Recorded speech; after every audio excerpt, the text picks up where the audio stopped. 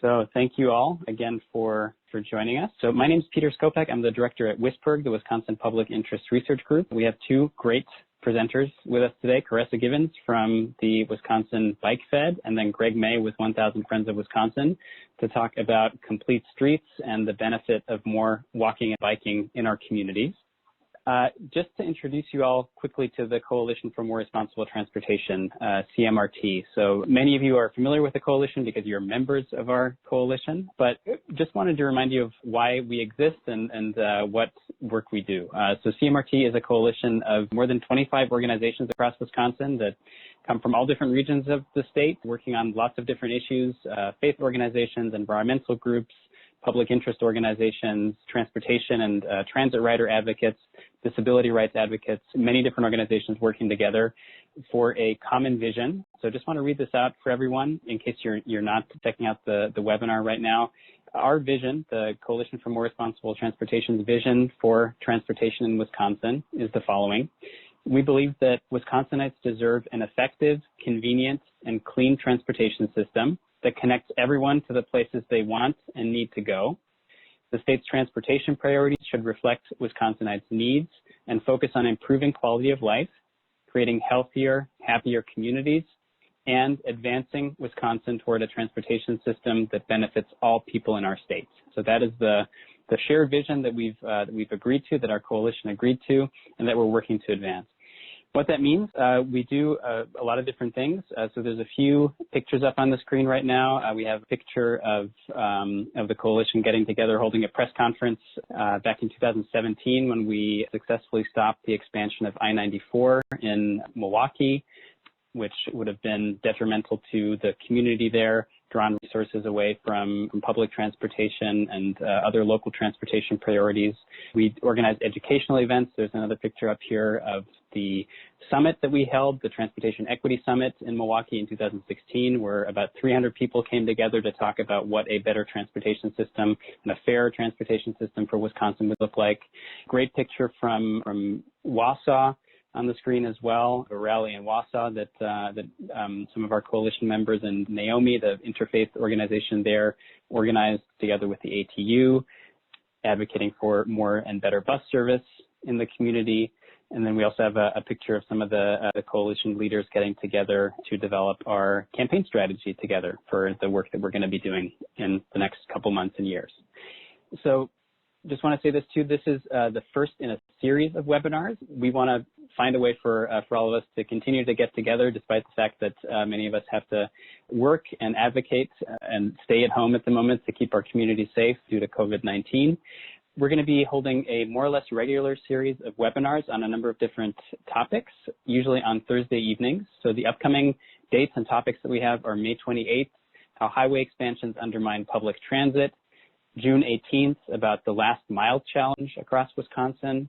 We have a tentative date of July 9th set to talk about transportation and racial justice. So lots of great topics coming up, and we'll make sure to keep you posted about those webinars and the guest speakers that we'll have for those as well. With that, I'm going to pass it off to Gregg May with 1,000 Friends of Wisconsin to talk about complete streets. Hi, everyone. This is Gregg May from 1,000 Friends of Wisconsin. We're a transportation and land use organization. And one of the things that we've been advocating for over the years is complete streets, and we thought it would be really valuable, especially in the current age, just to talk about what complete streets are and what they mean for Wisconsin.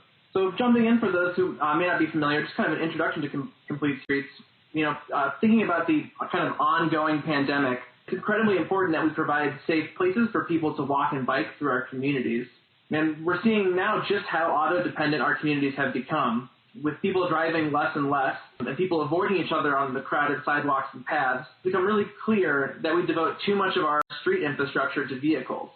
So complete streets is a movement to kind of counter this phenomenon, attempting to make streets that are safe, comfortable, and convenient for everyone, regardless of age or ability. This is an attempt to get our roadway engineers to kind of change their design approach to consider all modes of travel. So when we talk about complete streets, it can mean a lot of different things, but it's usually infrastructure that enables safe use and supports mobility for all users. This can include, but is not limited to, kind of pedestrian infrastructure like wider sidewalks, ADA-compliant curb ramps, useful street infrastructure, crosswalks, and for bicycle infrastructure, it can include bike lanes and bike parking, signage and wayfinding. Transit improvements can include dedicated busways, and complete streets can also include general improvements like reduced roadway widths and lane widths, and it also includes street trees and landscaping, places that make our streets more inviting for all users. When we were putting together this presentation, we were thinking, why share the road? What are people thinking about in our kind of auto-dependent society, and what are the benefits of complete streets? Well, safety is a major one. Thousands of pedestrians are killed every year in America, and around 60 pedestrians die a year in Wisconsin with over 1,000 injuries. And around a dozen bicyclists die a year in Wisconsin with about 800 plus injuries a year. So we know that slower speeds and complete street infrastructure has been tied to a reduction in injuries for all mode types. Complete streets make our communities safer. And here's a graph kind of explaining this. It's comparing pedestrian and bicycle injuries and deaths between the United States and Europe, where complete street designs are more common. So we'll see orange here is the rate at which cyclists are killed. Blue is when cyclists are injured. Kind of a dark beige is pedestrian deaths, and the lighter beige is pedestrian injuries. And on the very far right, you can see the United States. There's another great benefit to complete streets, which is the public health aspect. We know that public transit users take more steps per day traveling to bus stops than car drivers who live a more sedentary lifestyle. People in well-connected neighborhoods are 50% more likely to meet their daily recommended exercise goals. And kids who walk and bike to school are less likely to be overweight or obese. So complete streets make our communities healthier. When we consider the environmental impact, we know that transportation is the biggest contributor to climate change in the United States. And personal vehicle travel accounts for a huge portion of our transportation emissions. Obviously, walking and biking are zero-emission forms of travel, and public transit is also a lower emission form of travel. Now, considering that 28%, or just over a fourth of all vehicle trips in the United States travel less than 1 mile, that's a distance that can be easily achieved by walking or biking. We can see that there is great potential for emission reductions if we can take even just this 1/4 of our trips and convert them to walking and biking or transit trips. And, that's not even considering longer travel, which could incorporate public transit in a number of ways as well. So complete streets make our environment cleaner. And I also really enjoyed this photo, which kind of shows that street furniture needs to be put in a useful place. It can't just make complete streets designs. We have to be more thoughtful about our placement of infrastructure. So another positive outcome, the equity component of complete streets. Complete streets attempt to remove barriers and improve mobility for the elderly and people with disabilities. This photo here was taken by our executive director, Deb. I think really does a great job of highlighting the dangers of a disjointed pedestrian and bicycle network. But getting back to equity, our current infrastructure disproportionately impacts minority groups. This includes the fact that pedestrian deaths are disproportionately experienced by non-white people. Probably now is a good time to remind you that minority groups are also exposed to more vehicle pollution. This graph shows census tracts with the highest exposure to vehicle emissions. The left bar has the least exposure, while the right has the most. And what we can see is that white Americans, which are represented in blue, we can see their percentage of the population decreasing with each step towards more increased exposure, while minority populations end up making up a disproportionate number of residents that are in the most exposed census tracts. So complete streets have the ability to address some of our equity concerns as well. And finally, complete streets are associated with positive economic outcomes. We know from recent studies that more walkable neighborhoods have been tied to increased home values. Complete streets improvements have been tied to improved retail sales and decreased office vacancy. And based on a study that recently came out from Harvard, we know that transportation options are crucial. Kind of how many jobs are available within a 1-hour radius of people, and how well are people connected to those, can be the number one indicator for a family's ability to raise itself out of poverty. So complete streets can make our communities more prosperous as well. That's kind of a lot of the foundation of why 1,000 Friends continues to advocate for complete streets. But what do complete streets look like in Wisconsin, and how are we implementing them? Well, for starters, Wisconsin enacted a complete streets law in 2009. This is at the state level. And this ensured that bike and pedestrian infrastructure was built on all state highway construction projects that received state or federal funds. And the presumption behind this bill was that bike and ped facilities would be built unless they were given an exception. Now, this law was modified in 2015, and it was reworded so that bike and pedestrian infrastructure was given consideration on all state highway projects that receive state or highway funds. And the presumption changed. Now, bike and ped facilities are included only if certain conditions are met. So we went from a system where road engineers were kind of forced to think creatively and outside of the box to incorporate complete streets into their work, to kind of a weaker set of rules where roadway engineers will kind of only consider it in special circumstances. Only if certain conditions are met. We would like to see, at least at 1,000 Friends, a return to the 2009 wording. Now, the state law is kind of complemented by local complete streets ordinances. Previously, with the state laws, that would apply only to roads that receive state and federal funding. But municipalities across Wisconsin have also adopted complete streets requirements, which cover local roadway construction as well. So we can really get the entire gambit if we can get local governments to look at complete street ordinances and then also get the state to return back to the 2009 wording. Now, there still remain other barriers to implementing complete streets in Wisconsin that 1,000 Friends and other people involved in the Coalition for More Responsible Transportation are interested in kind of adopting or fixing, one of which is the lack of eminent domain ability. In 2017, Wisconsin removed the power of eminent domain to build bike lanes or pedestrian paths. So this has outright halted or stopped hundreds of projects around Wisconsin. And another issue is that the state of Wisconsin no longer supports bike and pedestrian infrastructure with state funding. It was slowly reduced until it was fully removed in 2015. So only federal funding is used to fund bicycle and pedestrian infrastructure in Wisconsin. And we'd like to see that changed as well. So if we can get the return of eminent domain power backed by funding from the state and a strengthened complete streets law, we can start to see complete streets infrastructure be built out in Wisconsin. So that's kind of an overview of complete streets in Wisconsin and kind of the current situation and some of the things we're advocating for. Now I'm going to hand it over to Caressa, who's with the Wisconsin Bicycle Federation, to give an overview of some of their work and talk about why sharing the road is important and how we can walk and bike safely in this current kind of pandemic era. My name is Caressa Givens, and I serve with the Wisconsin Bike Federation. I actually serve in the Milwaukee chapter predominantly, and I also focus on statewide issues as well.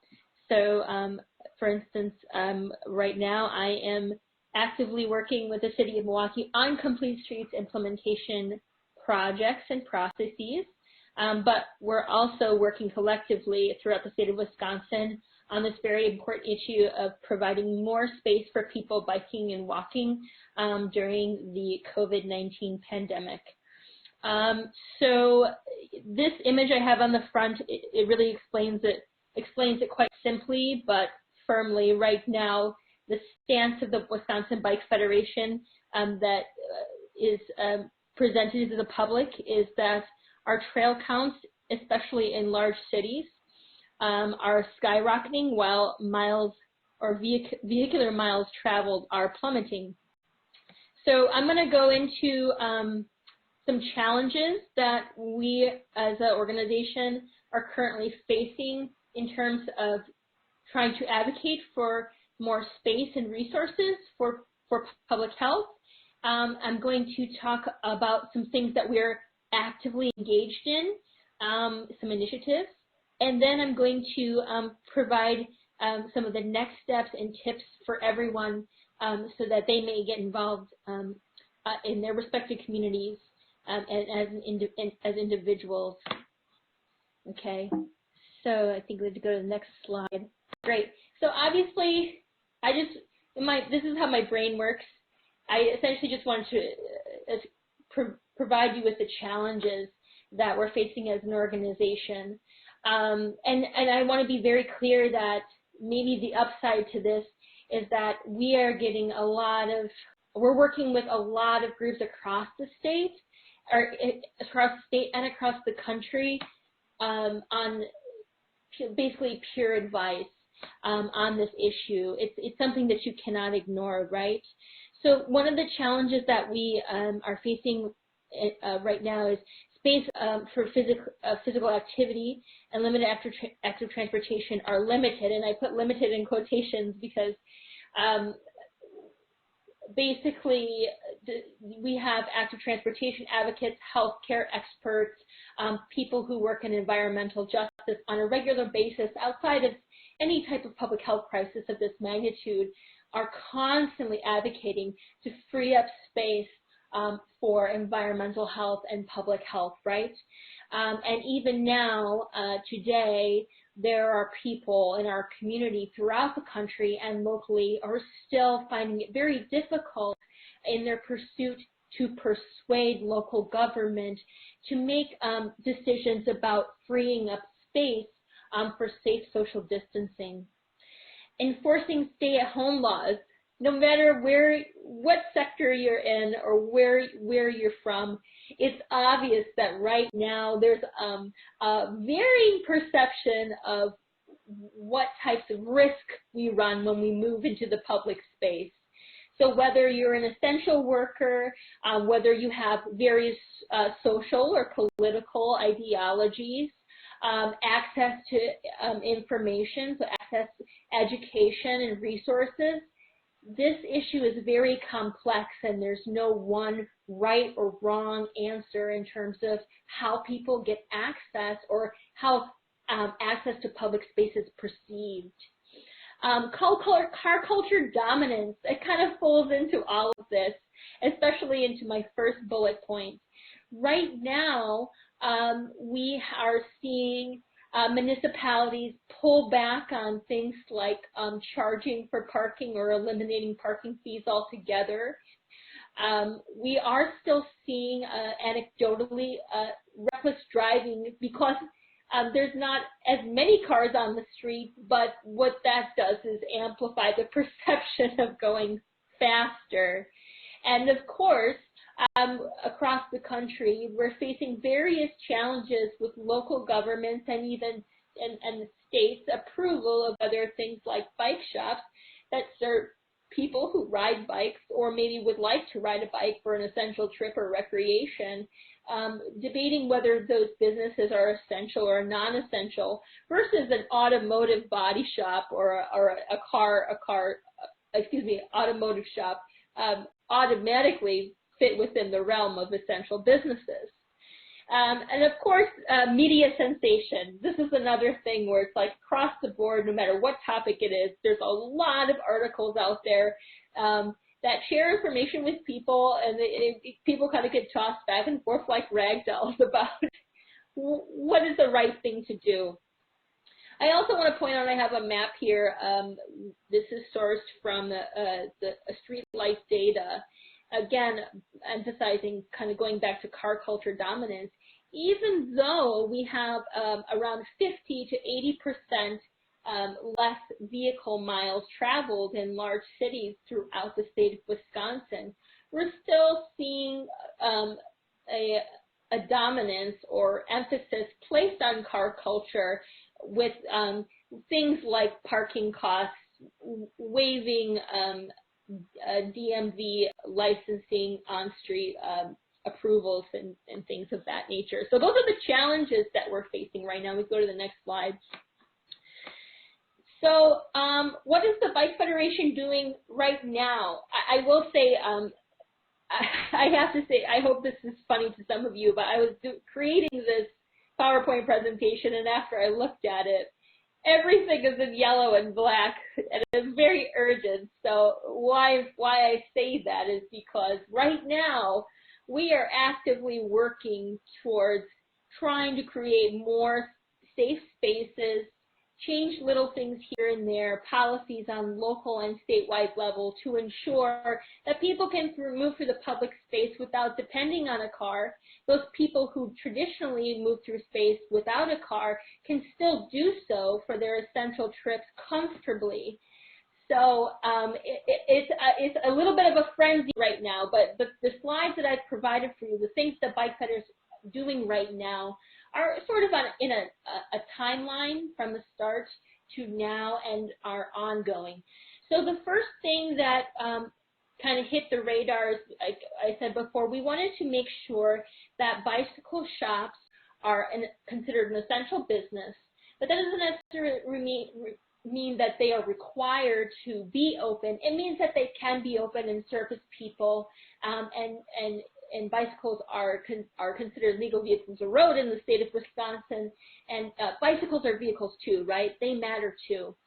So on March 22nd, which was my birthday, we sent a letter to the governor's office and the DOT, as well as the Joint Finance Committee, and we urged them to ensure that bicycle shops were considered essential businesses.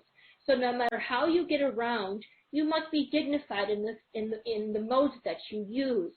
As I believe this PowerPoint presentation will be available to most of you, and you can click through the links, and those links will direct you to we have a virtual database, which is a map database that we partnered with Madison Bikes on, where you can simply hover over the state of Wisconsin and find pings where all the bike shops are. You can find their standard operating procedures for health and public safety, and you can find what their hours are and all those good things. And that stuff is being updated on a regular basis so that you can find that information all in one spot. Another thing that we wanted to do is we wanted to urge our local leaders on the, at the state and the local level to make sure that they understood that bike share is also an official form of transportation that should be honored.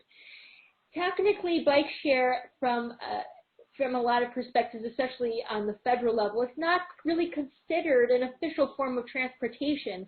And so often the bike share is cut out of a lot of essential funding that could help cities and towns across the country. But in this case, we advocated with, especially with bubbler bikes here in the city of Milwaukee, to provide information, crowdsource information on our site so that people knew that that business was open, deemed essential, again, so people didn't have to crawl through the nooks and crannies of the web just to find out whether they could get places using public transit, using bike share, and of course getting their bikes repaired or even buying a new bike. So there's one thing that we're doing right now, and like I said, it's ongoing. Next slide, please. So this is the big kahuna. This is something that's kind of like keeping me up at night, but it's super important, and it's called our Streets to Trails campaign. Again, I have links here. If you go to wisconsinbikefed.org, you can find it in our COVID-19 cycling area.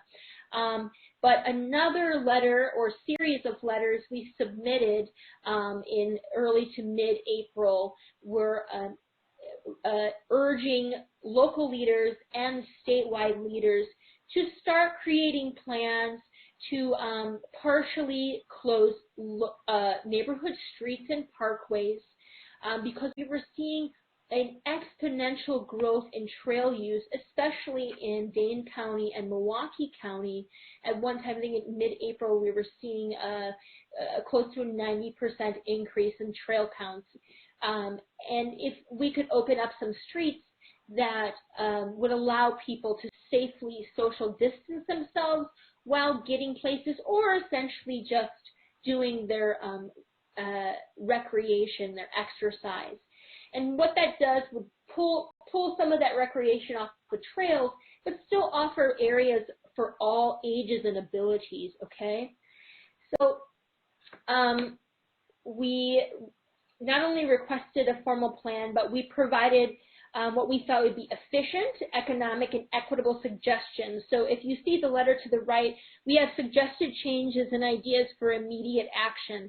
One of the things that we've been very, very adamant about is ensuring that neighborhoods and cities that aren't close to trail systems are prioritized. And those are areas that are typically home to lower income individuals, Black, Indigenous, persons of color, okay? So that is a very big sticking point. And there are other bullet points on here, like providing looped courses, deactivating the beg buttons so people aren't touching beg buttons, or limiting access to that. And of course, we established a petition. You can't be on your own with your ideas. To date, I believe we're close to about 530 signatures. And I hope, and the petition's still open, by the way, so you're welcome to share that with anyone. And I would say about 200 to 250 of those signatures come from Milwaukee County and the city of Milwaukee. Madison, Wisconsin has already launched their Shared Streets plan. I believe they did that in April, and you can go to the link below and on the PowerPoint, or you can just browse Google from Madison DOT, and you can see their plan. It's very simple, and it also incorporates some closures that deal with projected street projects for the future. So not only are streets close to local traffic only, but some parkway areas, specifically I think Atwood Avenue, is slated for change in the future, and the city of Madison has hopped on that opportunity to really look into what a two-way cycle track or some kind of road diet would do for a project in the future. So I think that that's very clever and very important. Next slide, please. So another thing that we're doing right now as well is we've launched our Safe Routes from Home project.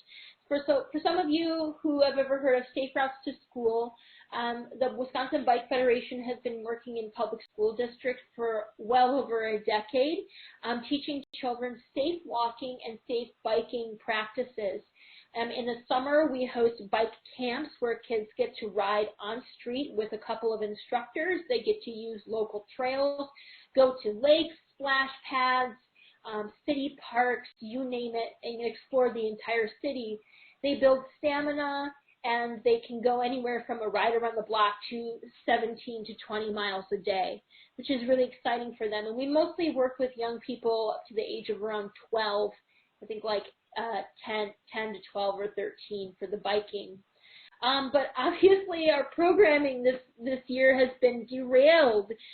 We are unable to work in the public school district at the moment. So we've had to really whip ourselves into shape and kind of augment some of our programs. So there are some existing challenges. We're sad to say that we're unable to bring back our wonderful Safe Routes to School instructors. I started out at the Wisconsin Bike Federation as a Safe Routes to School instructor, and here I am almost 10 years later. I love that program. And of course, MPS teachers, for example, are just getting back into teaching virtually as of I think maybe a week or two ago. So what we've done is we've put together a virtual program for Walking Wisdom, which is for our younger folks, and then we've put together a junior urbanist program, and it's all virtual, and it's currently available on our website. If you go to thebikefed.org, it's the first thing you see. This is available for teachers, and it's free for families, anyone. It's open and available information.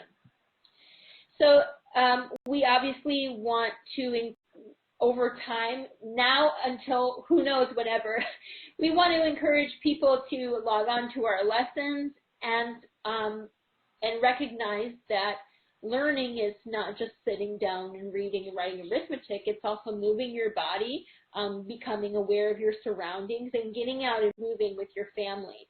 You learn a lot of lifelong lessons on a cycle, especially when you're biking maybe in a group. And so we are hoping and crossing our fingers that MPS will approve this program, because right now it is pending of whether they approve it. But there's been a lot of work that's been put into it, and we're crossing our fingers. So there's some really edgy things happening right now. And of course, we're very concerned about equitable access. One of the benefits of our Safe Routes to School program is that we get to be in schools with children who don't always have access to technology. So they get to come along and ride bikes with us no matter what their situation is like at home. So we're also actively working with community organizations, especially in the city of Milwaukee, to be able to provide this information as a printable form that a family could receive maybe in a care package from a community organization if they do not have ready access to the internet. So there's a lot of things that are still very open-ended, and we're kind of going with the flow. And ultimately, we still have to be able to be funded through the school districts and keep this funding rolling with good materials. But at the same time, we're challenged by some of those ongoing barriers that are always existing outside of a pandemic. Next slide. So what's next? I've just listed some things off the top of my head that rush through my head daily and our organization, and that is continue to make connections with local advocates and municipal staff across the state for partial street closure initiatives. Not every small town or medium-sized city or small city is equipped or prepared to do something like this, and yes, even in small cities, overcrowding trails can be an issue, and hitting up some of those neighborhoods that might not be, are further away from a trail could be an important step in terms of ensuring more safe space for safe social distancing. So things like accessing trail counts, connecting with people in the area who can anecdotally tell us that trails are full. Our value to them is our connections to decision makers and our wide network of members at the Wisconsin Bike Federation that can really push those issues up the ladder. Continue to provide support for bike shops. As I said before, we have a living, breathing database that we share with Madison Bikes. So if there's standard operating procedures that change, bike shops that close down, maybe they open up, we want to make sure that we get that information updated on the site. For those partial street closure plans that are active or about to be launched, hint, hint, act as a liaison between residents and city staff. Right now, municipalities are very, very lean. They were lean before, but they're even more lean now. And we are asking them to do something by creating more space on local streets. And so we want to be sure that we can provide support for them to make sure that those partial street closures are going smoothly, people understand etiquette, and if there are any issues that we report them to report them accordingly and equitably. Ensure more children and families have access to our safe routes from home lessons. As I said before, we want to make sure that there's as much access as possible to our lessons because not everybody has the same access to technology. And of course, we want to urge cities to use partial street closure initiatives as an upgraded tool for identifying the feasibility of implementing safe streets improvements like complete streets in perpetuity. So this is really important. This is my big thing, is the presentation before I talked about all these different elements that could make up a complete street. Well, there's a lot of investment and time that gets put into those projects. But more and more cities across the country, and even in Wisconsin, are starting to do soft, rapid implementation projects. They might be more like construction-grade materials that basically strike out a street, and you can reimagine it. What would it be like if we partially closed the street? Would it put a strain on traffic? Would it put a strain on parking or something like that?